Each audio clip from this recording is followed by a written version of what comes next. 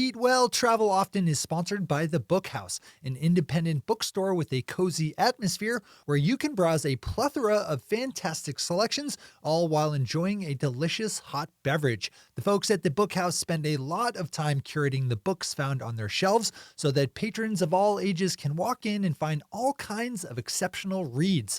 Owner Nadaj Nickel also welcomes in local artists and artisans who display their work in a special gallery space.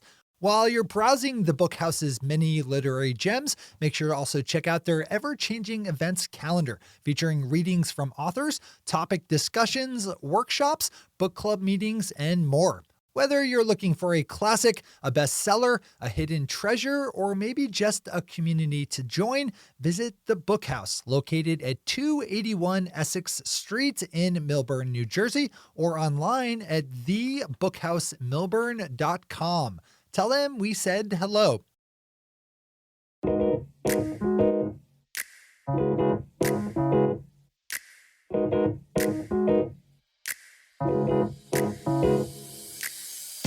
Welcome to Eat Well, Travel Often, a podcast about food, travel, the environment, mind, body, and spirit. I'm Melissa Goldberg, and over the course of my adult life, I've been focused on how to build an integrated community around food, health, wellness, and the environment. These are all related. Understanding these interrelationships helps us look at life as a holistic system and teaches us how to connect with each other to create a loving and thriving community. On Eat Well, Travel Often, I talk to farmers, foragers, cookbook authors, doctors, scientists, and entrepreneurs. All have one thing in common. The people I speak with are trying to better everyone's lives through their work and passion. These are the people who inspire me to be a better person. I hope to share with you my curiosity from everything from book to plate. And the goal of these conversations are to inspire you to eat well and travel often. Today we live in a time when manufactured medicines and prescriptions prevail, but are they the best way to heal? Are they the only way we should heal? Plants are rarely viewed as anything more than objects that we can be reduced to the chemical compound, or an object that's nice to look at, perched in a corner. However, many people are finding themselves turning back to medicinal plants. As with many aspects of our natural world, there are so much more to plants than meet the eye. The natural world is full of beauty, nourishment, and healing if we only know where to look. For tens of thousands of years, human cultures around the globe had all their needs met by plants, animals, and natural resources.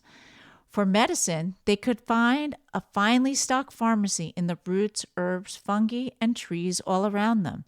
These early people discovered that plant medicines did wonders to heal physical ailments, and so has today's guest, Shannon Mulligan-Mayernik of Mayernik's Kitchen. Shannon, along with her husband Matt, sell over 75 plant medicine products. They host plant medicine workshops and classes to introduce more people to the power of what is around us to heal. As a special bonus for Eat Well, Travel Often listeners, Shannon is offering a 15% discount on all their products. Use code EATWELL, all lowercase and one word. Coupon expires June 30th, so stock up. Welcome, Shannon. How are you? I'm well. How are you, Melissa? Good. I'm so glad to have you on my podcast. So I just wanted to start out right with the basic question. So can you tell me, what is plant medicine? Sure. Plant medicine is plants that provide medicinal use to us. In my eyes, I feel this can be anything from herbs, culinary, or herbs that you're growing that per se have medicinal properties. It could be the weeds in your backyard. It could be fruits, vegetables. I think any type of plant could have some sort of advantage for you if you're taking it. So I think plant medicine is a broad word per se. I think, like I said, I think it could be any type of plant that has medicinal uses to us. So herbs, are used all over the non-industrial societies. What is the difference between herbal medicine and plant medicine? Is there a difference? I don't think there is much of a difference. No. I think it's the two words could kind of be interchangeable. When people say herbal medicine, I think they automatically think, herbs. So whether you're talking about holy basil, chamomile, motherwort, anything like that. When you hear plant medicine, you could think of, okay, well, I'm going to eat lemons or limes for the benefits of the citrus. So Matt and I use them interchangeably. We say we're plant medicine makers, but I think it could also be, herbal medicine. I think kind of just might go more towards the herbs rather than a plant in whole. Right. So, in Asia and Africa, plant medicine, and even in Europe, it's used all over, but Americans like really don't use it. What do we shun away from? Like how we've lost touch with, our plants, and we don't even go outside anymore. It's crazy. Right. Yeah. And as we've been studying and learning and, working with other herbalists and practitioners, I think it comes down to education. People don't know. They think, oh, herbal medicine, ooh, that's a little witchy or woo woo, so they kind of shy away from it. They like the convenience of maybe running to the CVS to grab cough medicine when, in our home here, okay, so it might take a little more time, but we might throw a syrup together on the stove with some mullein and, helpful things that we have in the house that would benefit us in a way that others don't know. And I really think it comes down to education. People just, and especially now, I feel like it's starting to make a turn. You think about our grandparents or even our great grandparents, this was the only way they knew. And then as generations went on, I feel like it lost that possibly in, my parents' generation, which would have been the 50s, the 60s. But I kind of feel like it's starting to come back a bit. Our audience is usually moms. So I see a lot of moms saying, hey, maybe we could try something holistic or something medicinal that the plants are providing for us rather than running to the pharmacy to grab something. So I think it's really just going to come down to education and, teaching and sharing what we know on how the plants could help us in our everyday lives. It's so funny that you say that it's mothers. I remember when my kids were little and they would have like an earache and I'd go to the doctor and they'd say, oh, they have an ear infection. Give me a prescription. And then I would go home and make some garlic oil, put it in their ear and throw out the prescription. I mean, I used to say I could wallpaper my house with all the prescriptions that I never used, I think it's the convenience and it's the scare factor of doctors. And I am not against going to a doctor by any means. And I think they have a place in, our lives. But for, like you said, an earache. Okay, so yeah, let's try garlic oil or let's make a mullein flower oil that you could put into the ear rather than a week of antibiotics that's just going to screw your gut up and everything else. So I really think it's coming down to education, and what we do, here at Mayernik Kitchen that's one of our biggest things. We want to educate anyone and everyone who will listen to us. We've been studying for years, and I'm not saying I know anything. I know a tiny, tiny portion of what could be learned out there, but I think us sharing our information is the only way that people are going to, understand it and try it. I'm not saying you need to jump, into the deep end and do everything, but like you said, garlic oil, or maybe we'll take elderberry syrup if we have a cold or the flu, or make a cup of tea if we're feeling run down. So I think it's things like that just could be turned into, the mindset of trying something new and see if it works. Right. And I think also people don't understand that a lot of the medicines that they get at the pharmacy were plant-based. That's where they came from. And they were just then developed in a pharmaceutical company who created a compound that was the same as what the plant was. So, and a great example of that is willow bark, which we all know now as aspirin. So it was derived from the willow tree, and now it has who knows how many chemicals in it, but why not try a willow tincture? So it's a lot of, like you said, I think a lot of the pharmaceuticals originally started from plants, and then just over time more chemicals were pumped into them. And now, if we could educate, okay, so take a willow bark tincture rather than an aspirin, maybe that'll help you. Do you see a resurgence or since you started, do you see more and more people going this path? I do.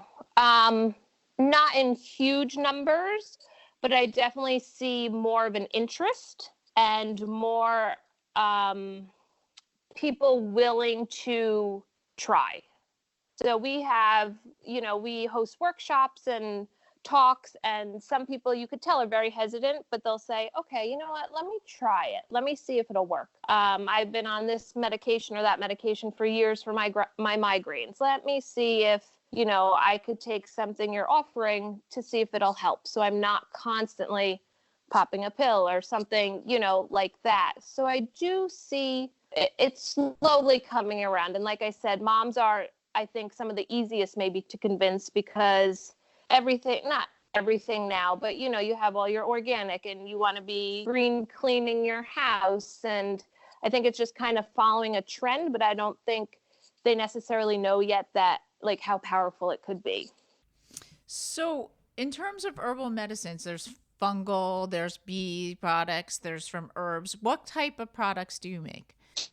So we make, that's a good question. We make all different types of products. We do use plants. We use fresh plants and dry plants. We grow what we can here on our land. We go out and we forage for wild plants. And then what we can't grow here, say cinnamon or clove, anything like that, we then purchase. So we make tinctures, salves, an elderberry syrup, and a fire tonic that both have honey into it. So like you said, you're bringing a bee product into it.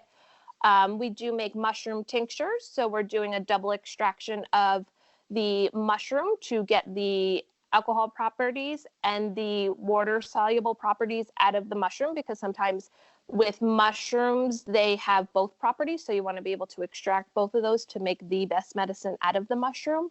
So we are incorporating different aspects, per se, of nature into our products. It's not just strictly plants. Is there a particular mushroom that you use, or is it a mixture of types, or?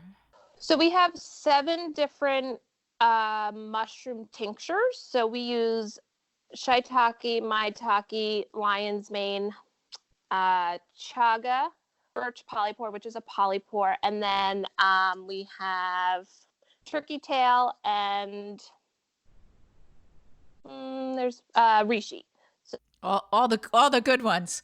yeah, and they're all, immune boosting. Some of them are adaptogens. Some of them are, just overall vitality.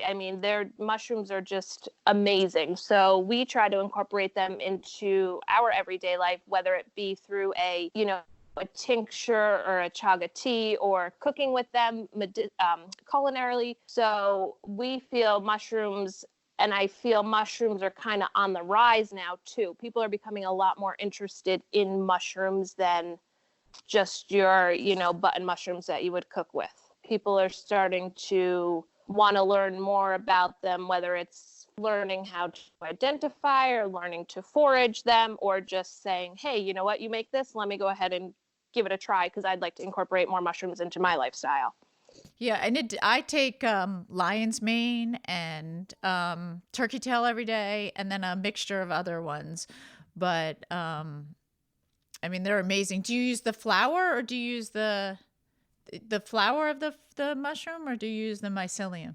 We usually, I guess it varies. When we purchase, so we do buy some cultivated mushrooms from local growers, if it's something we can't go out and forage.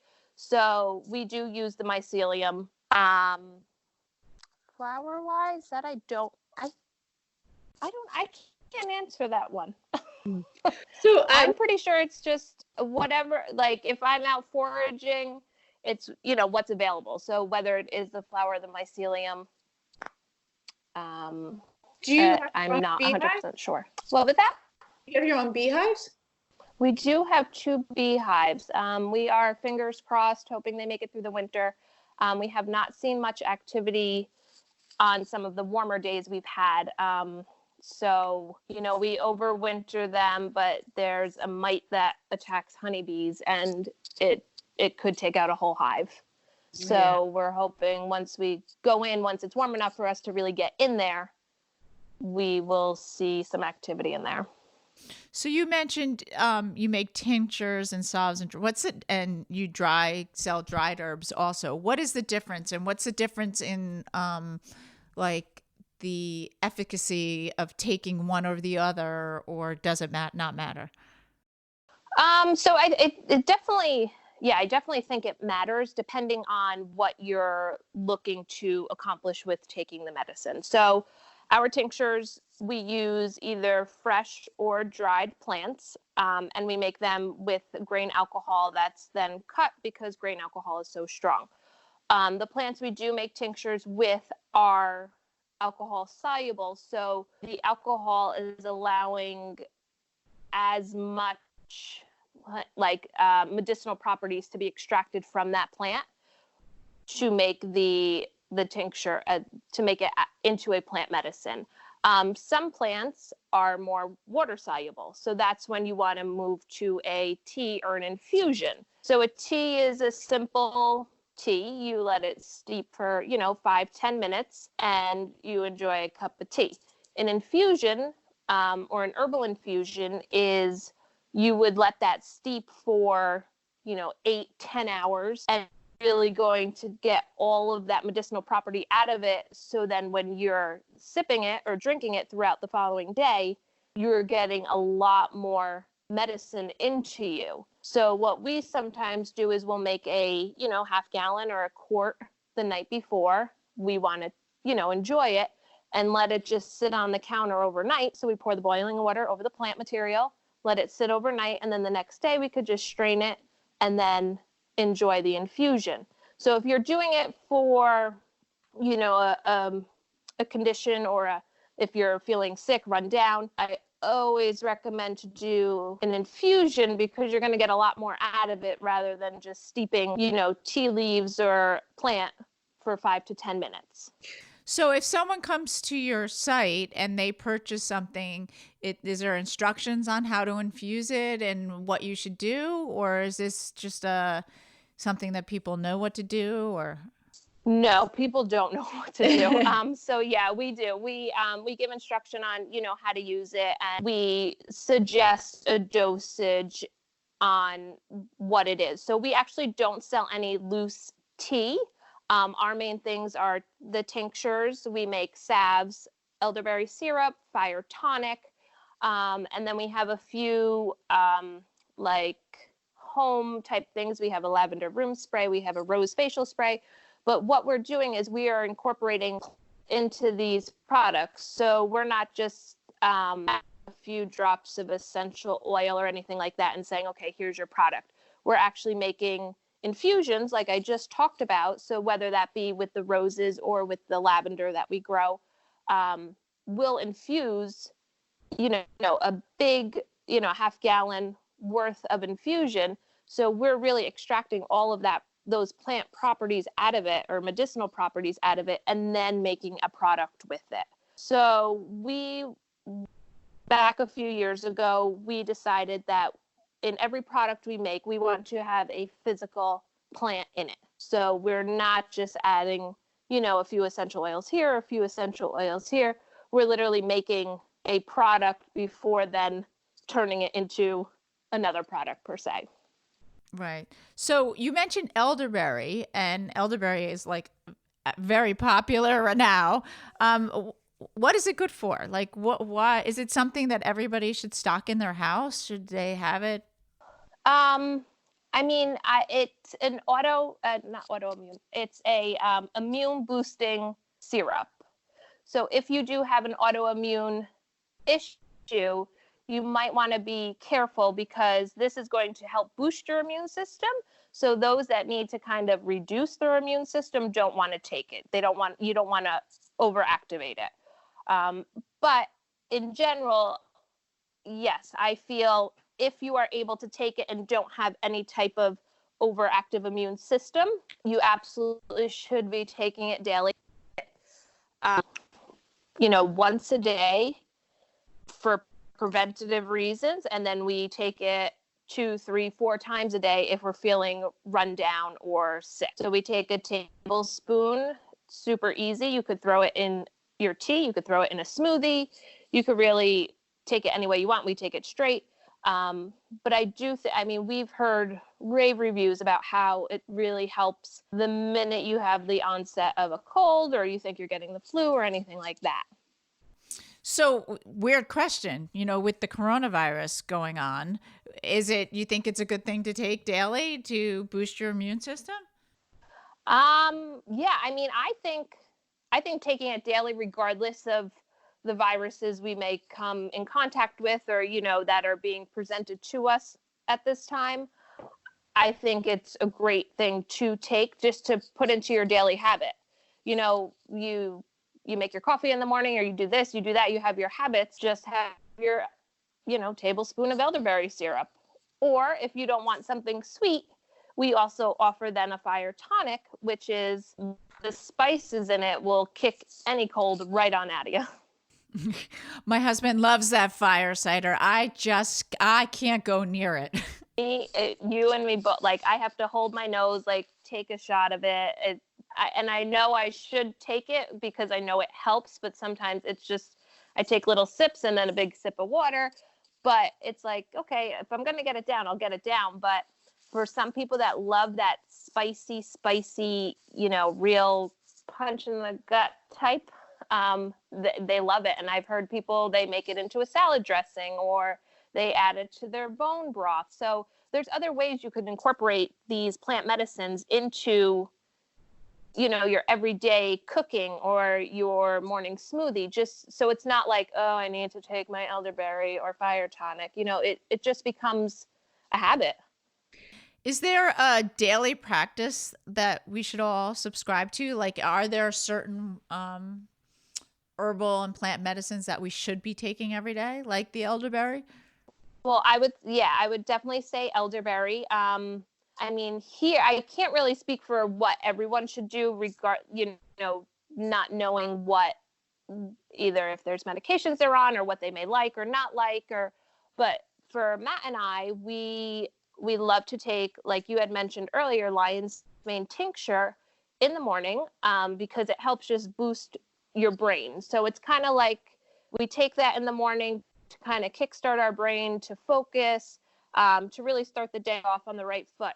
I would also recommend maybe a rosemary tincture for your brain. So it could go either way with that. And throughout the day, if I know I'm having a crazy busy day, or if I know I'm anxious about something, I'll reach for our motherwort tincture or our holy basil tincture. And I think with the education we're trying to provide, people could start to create their own, routine or their own ways of, okay, so I know it's going to be a crazy busy day. I know I'm going to be in a tough situation. Let me bring my, motherwort tincture with me. I'll take a few drops, allow it to calm me down a little. And it just becomes, we don't even think about it anymore. It just becomes like second nature. Tell me, wait, you mentioned, what did you mention that you take for anxiety?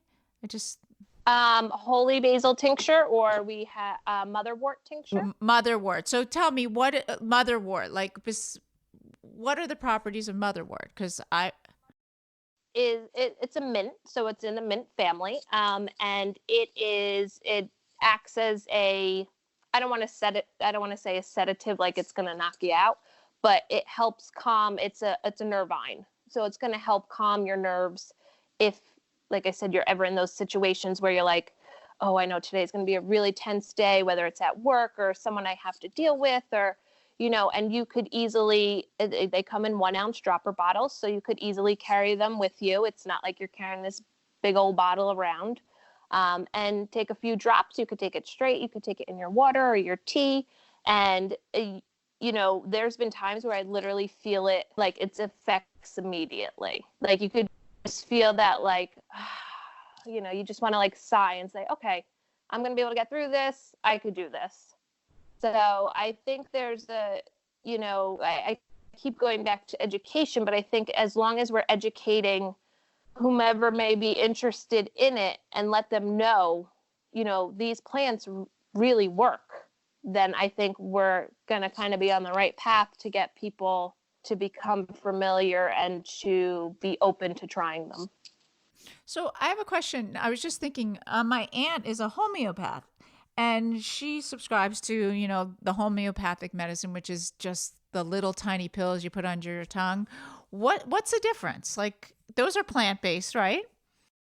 I believe they are. I do not know much about homeopathic medicine. I know I do believe it is plant, and like you did say, it's very small dosing of the plant or the medicine that's made. But I can't really speak. I'm not really familiar with homeopathic practices. So in terms of these plant-based medicines, like, are there safety issues? Can one, like, people are like, can you overdose on it? I mean, I would assume it's just like eating any other plant, like if you do too much of anything. Right. Yeah, there definitely are safety issues. There are certain plants that shouldn't be taken if, there's always a chance it could interact if you're on medications. So we always suggest, please speak to your doctor if you have any questions about that. We don't know every, interaction that may happen, as I'm not a doctor, or, that's just information we don't know. Some plants shouldn't be used if you're pregnant or if you're nursing. They're plants that could almost cause an adverse effect if you are pregnant. It could cause bleeding. So, there's plants you do want to stay away from if you are planning to get pregnant or are pregnant or breastfeeding.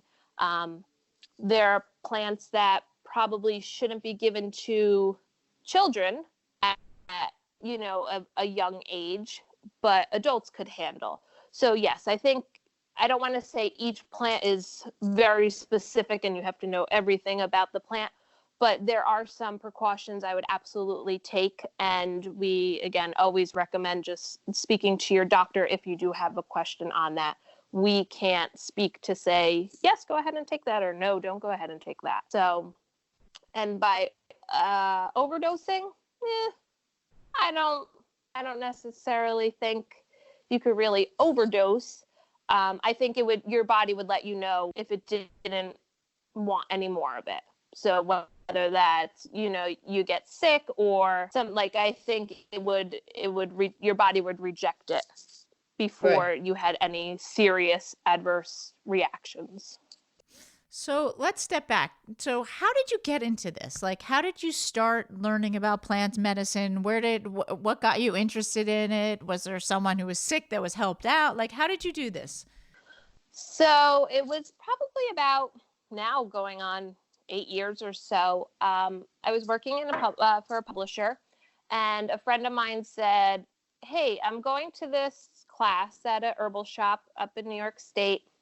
Do you want to come with me? I feel like it's something you'd be into. So I was like, yeah, sure, why not?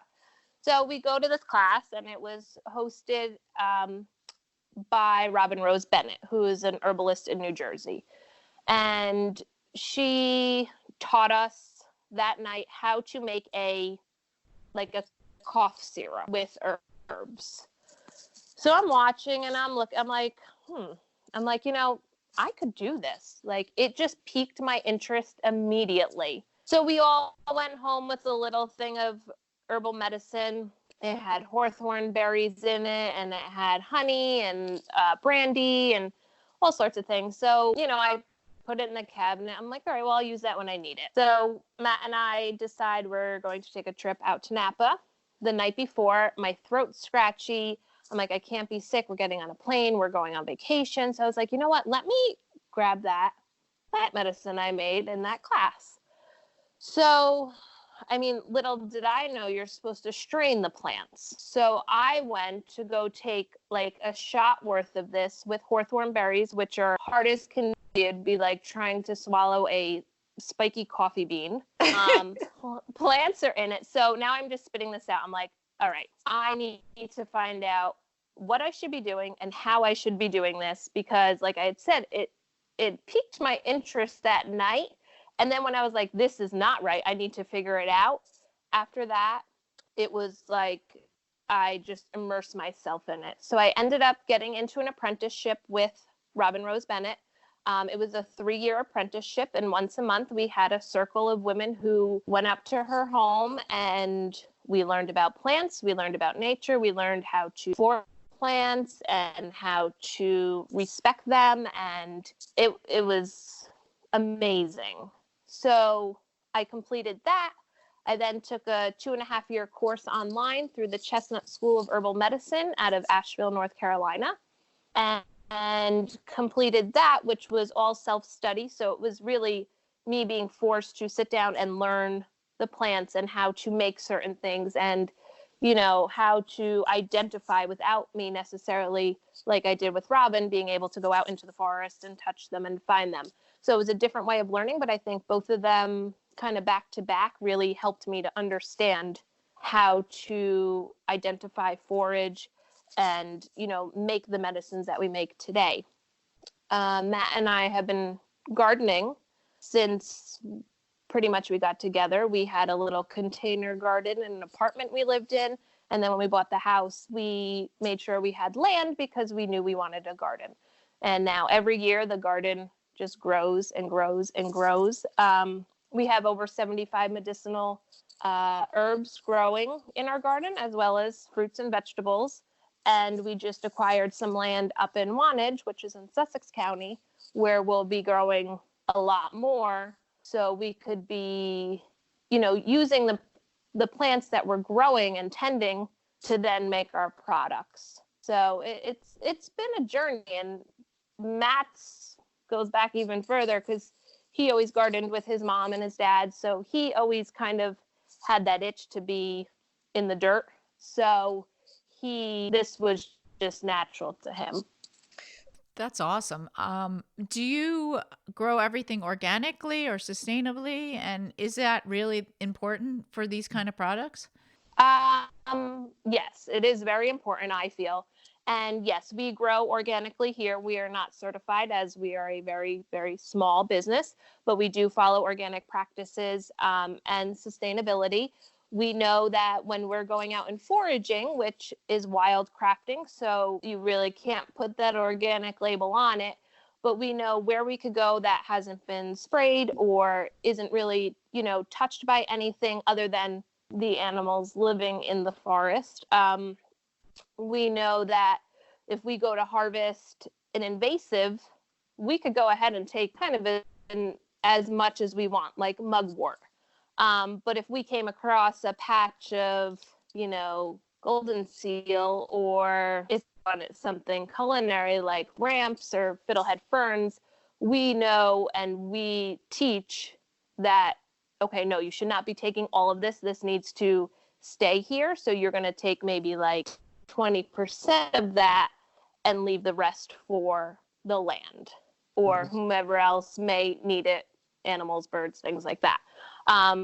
But yes, we do use all organic practices on our land here, and the land we got in Wantage had been organically farmed for 12 years before us coming into it. So we have no worries about that land up there either. Oh, that's great. So I bet you've noticed that CBD is the rage now. I mean, you can get it in bed and bath and everywhere now. The gas station. And it's a plant medicine. Do you make anything with hemp, or do you grow hemp? We don't. No, we have not. Probably about 1.5 years ago, we had toyed around the idea of starting to use it in some of our products. And I don't know why. I had a feeling.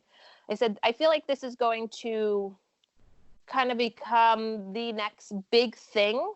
And I don't know how it'll be perceived because there's going to be so many companies and things that I don't think are 100% trustworthy of using. So it was something we thought about, but we never really got into. But I wholeheartedly believe in the plant and the medicine it creates. You just need to be aware of whom and, where you're purchasing it through and how it's being processed and then made. So no, it's not something we really ever got into, but I respect the plant and I have no issues using it from a source, I'm 100% comfortable with. It's now very hard to figure out the sources.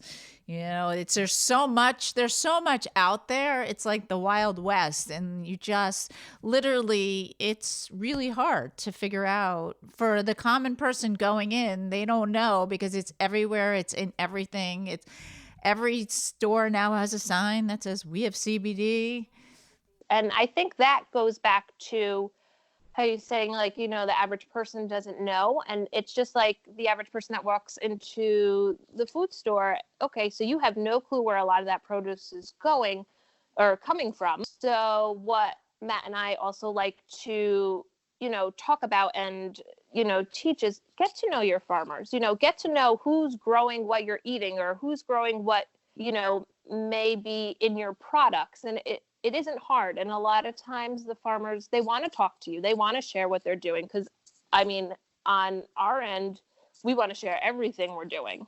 So I feel like it's just that extra little step to be like, hey, how you guys growing this or where you growing it or, anything like that. And I think it's important for people to know it's okay to ask these questions because it's something you're going to be ingesting. So I think, asking the questions and prompting that conversation would benefit both the farmer, the grower, and whomever may be purchasing it.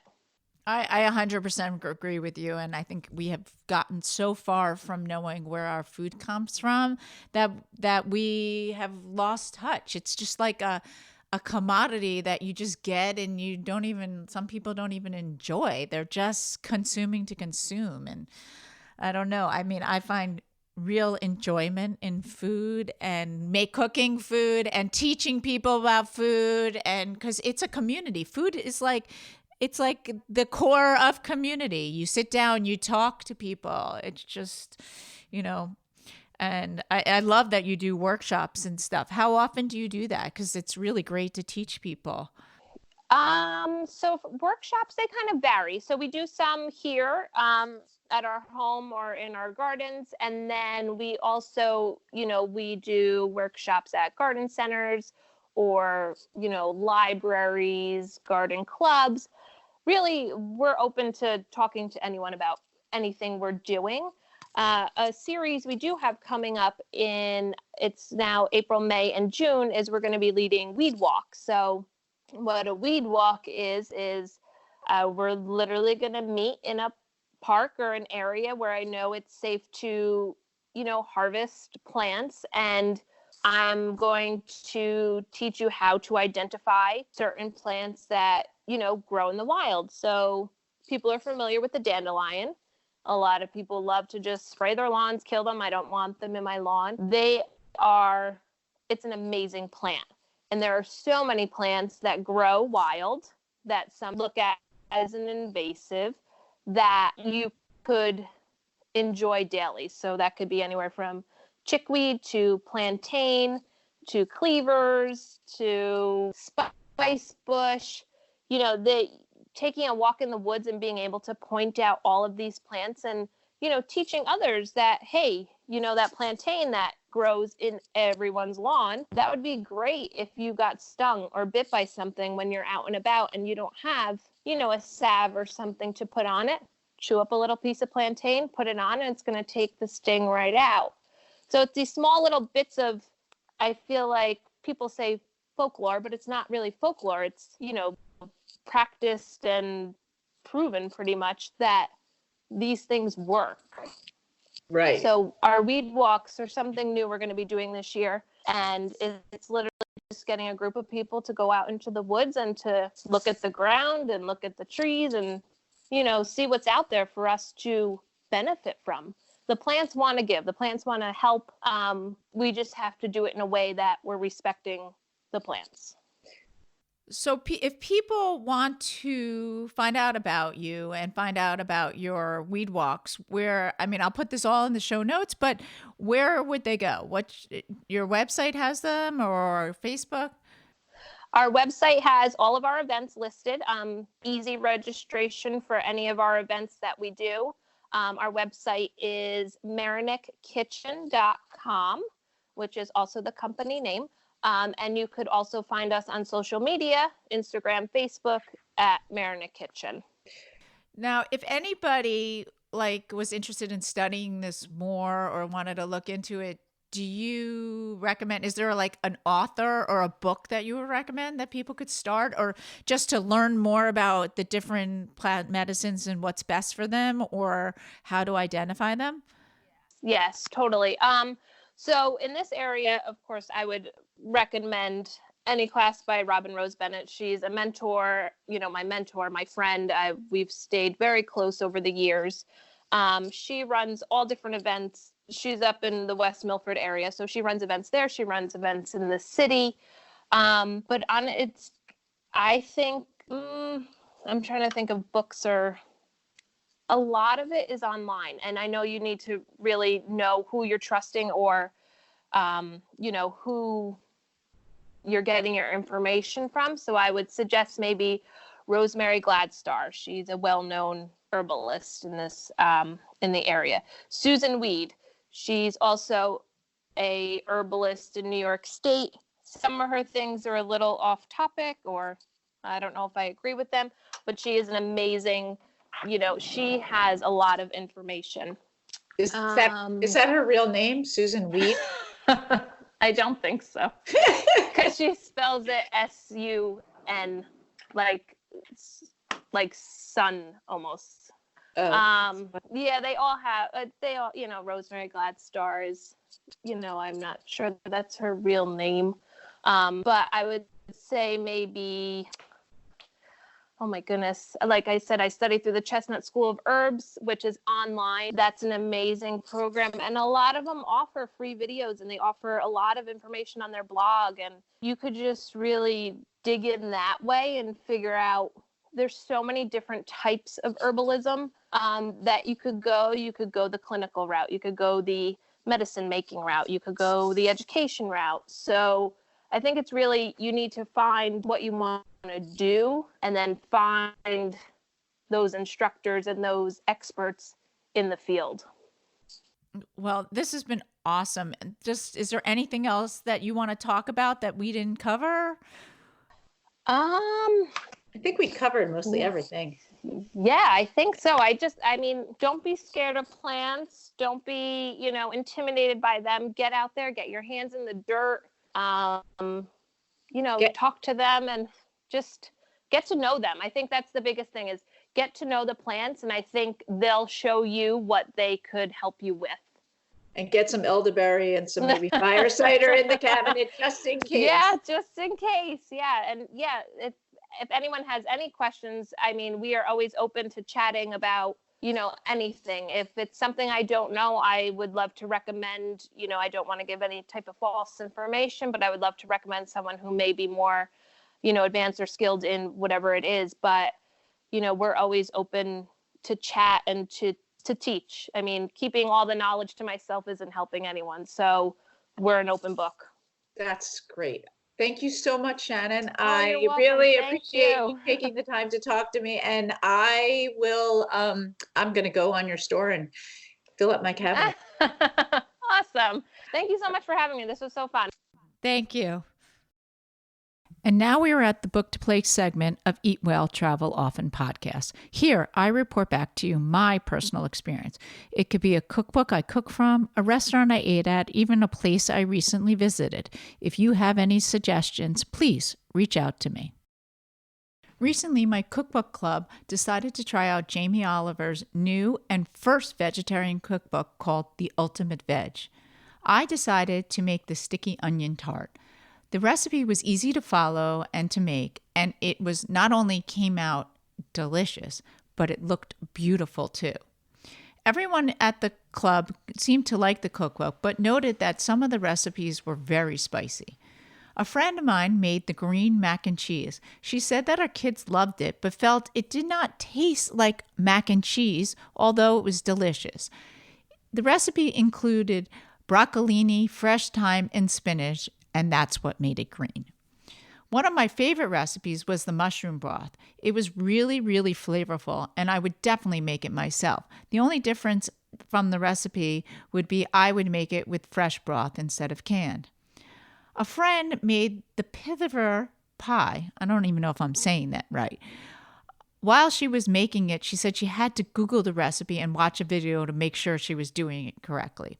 Jamie uses some strange terminology in the book. In particular, we all notice he likes to say tip instead of pour out.